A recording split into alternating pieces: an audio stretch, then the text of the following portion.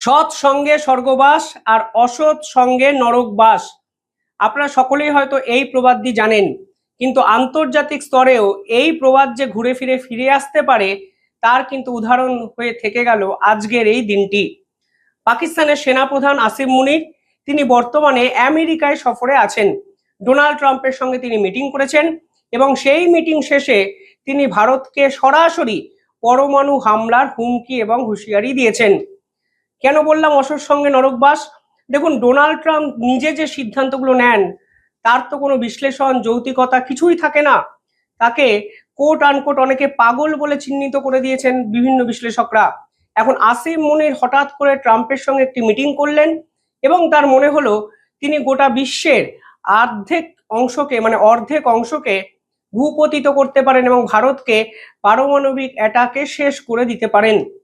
হঠাৎ করে তার এই রকম খেয়াল কেন চাপলো, সেটাই এক মস্ত বড় প্রশ্ন। দেখুন, এক্ষেত্রে বাংলাদেশের দর্শকদের কিছু শেখার আছে। তারা কোট আনকোট ফিলিস্তিনের পক্ষে। ফিলিস্তিনকে কারা ডমিনেট করে রেখেছে? ইসরায়েল। সেই ইসরায়েলকে পিছন থেকে কে সাপোর্ট করেছে? Donald Trump.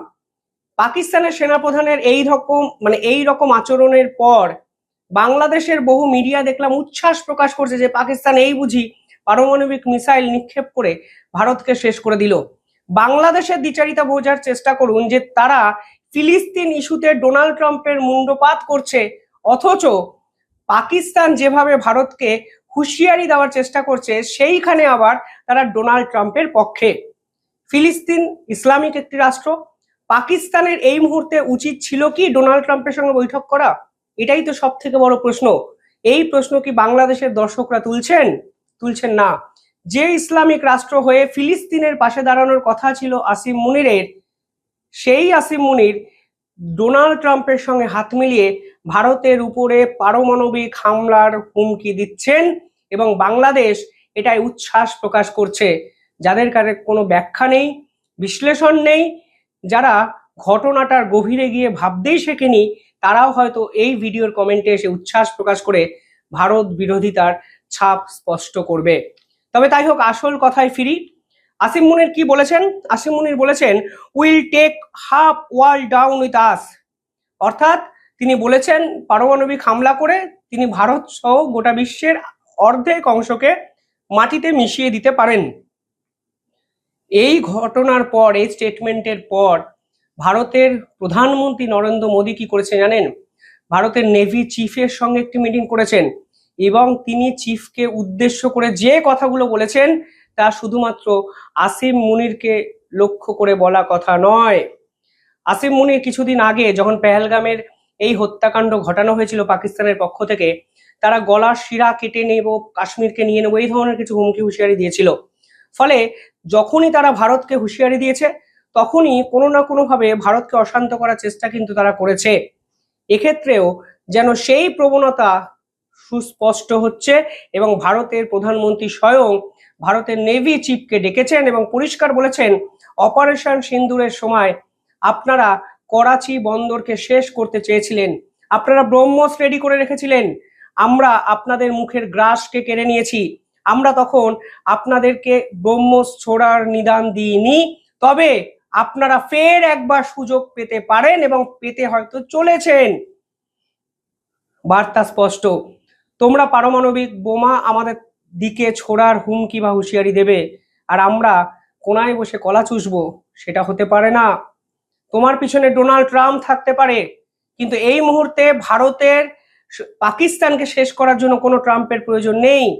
প্রথমবার আমরা একটু উদারতা দেখিয়েছি বলে তোমরা পরের বার মাথায় চেপে বসবে। এই ধরনের বোকামি অন্তত এবার আর করো না, যা ভারতের স্টান্টে পরিষ্কার হয়ে গেছে কালকে। পাশাপাশি ভারত আরবিয়ান সিতে এই প্রথমবারের জন্য ইন্ডিয়ান নেভি এক্সারসাইজ প্রোগ্রাম ঘোষণা করে দিল।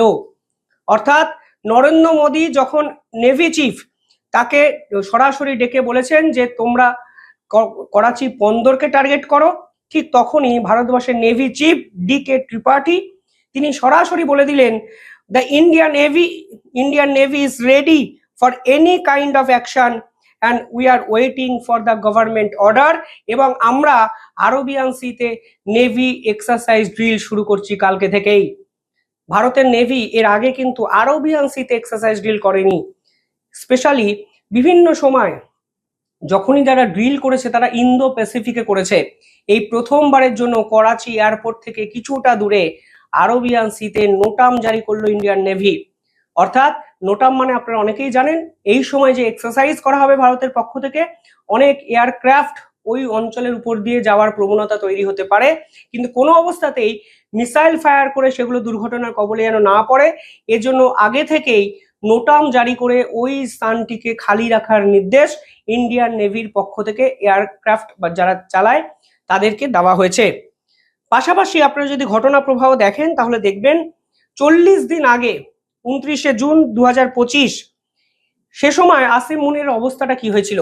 সে সময় আসিম মুনিরের যে সেনাবাহিনী ছিল তাই সেই সেনাবাহিনী থেকে অনেকে পদত্যাগ করছিল, তাদের সেনাবাহিনীর অবস্থা খারাপ জায়গায় চলে গেছিল এবং তারা বাংলাদেশের মিডিয়া এবং চাইনিজ মিডিয়াকে কাজে লাগিয়ে ভারতের নামে মিথ্যা ন্যারেটিভকে ক্রিয়েট করতে শুরু করেছিল সে সময়।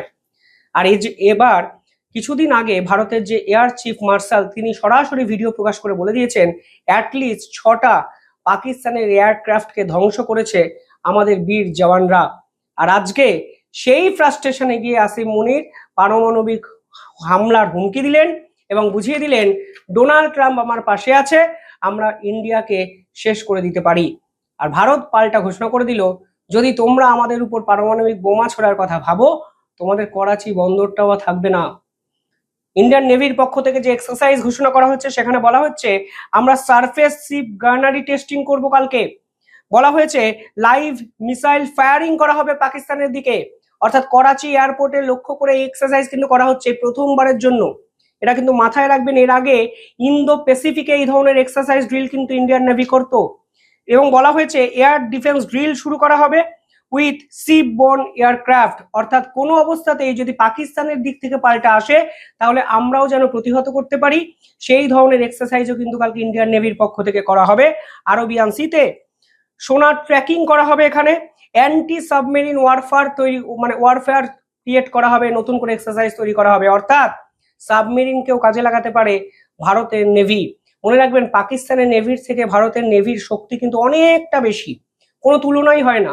ফলে সেই নেভিতে যদি যুদ্ধের আশঙ্কা বা প্রবণতা তৈরি হয় তাহলে কিন্তু ভারত অনেকটা এগিয়ে থেকে এই লড়াই শুরু করবে, অন্তত বিশেষজ্ঞরা বলতে শুরু করেছেন। পাশাপাশি এই এক্সারসাইজ ড্রিলিং এর যে চার্ট আছে সেখানে বলা হচ্ছে আমরা টর্পেডো ড্রিলসও করব। হঠাৎ করে আরবিয়ান সিতে এই ধরনের নির্দেশ, হঠাৎ করে ইন্ডিয়ান নেভির এই ধরনের ড্রিলিং এক্সারসাইজ এবং হঠাৎ করেই আসিম মুনিরের ভারতকে হুমকি বা হুঁশিয়ারি দিয়ে পারমাণবিক বোমার হামলা করার পরিকল্পনা, পুরো বিষয়টা কিন্তু অত্যন্ত বিপজ্জনক একটা জায়গা অন্তত আরবিয়ান সিতে ক্রিয়েট করতে চলেছে। ভারত সেভাবেই পাল্টা দিল যেভাবে দেওয়া প্রয়োজন। কিছুদিন আগে আসিম মুনির এই আমেরিকা সফরে গিয়ে বলেছিলেন ভারত হলো মার্সিডিজের মতো, রাস্তায় নামলে সে ফেরারি হয়ে যায়। কিন্তু পাকিস্তান কি জানেন, পাকিস্তান হলো পাথর ভর্তি ট্রাক। এবার পাথর ভর্তি ট্রাক ফেরারি বা মার্সিডিজকে শেষ 2 মিনিটে করতে পারে। আপনি ভাবুন একটা দেশের ফিল্ড মার্শাল অন্য একটা রাষ্ট্রে গিয়ে তার দেশের ক্লিন চিট দিতে গিয়ে তার দেশকে পাথর ভর্তি লরির সঙ্গে তুলনা করছে, আর তার শত্রুপক্ষকে মার্সিডিজ এবং ফেরারির সঙ্গে তুলনা করছে। এর থেকে বোকামি কোনো দেশের সেনাপ্রধান কি করতে পারে? বোকামি তো ফের একবার করছে, ফের একবার যুদ্ধের হুঁশিয়ারি। নেপথ্যে সেই ডোনাল্ড ট্রাম্প, পাল্টা দিলেন ভারতবর্ষের প্রধানমন্ত্রী নরেন্দ্র মোদী, ভারতবর্ষের নেভি চিফ ডি.কে ত্রিপাঠী, সকলে মিলে কাল থেকে শুরু হচ্ছে আরব সাগরে নেভির great one of the biggest exercise drill. আপনারা কিভাবে দেখছেন পুরো বিষয়টি কমেন্টে জানাবেন। আসসালামু আলাইকুম দর্শক, ভিডিওটি ভালো লাগলে লাইক, কমেন্ট এবং সাবস্ক্রাইব করে আমাদের পাশে থাকুন।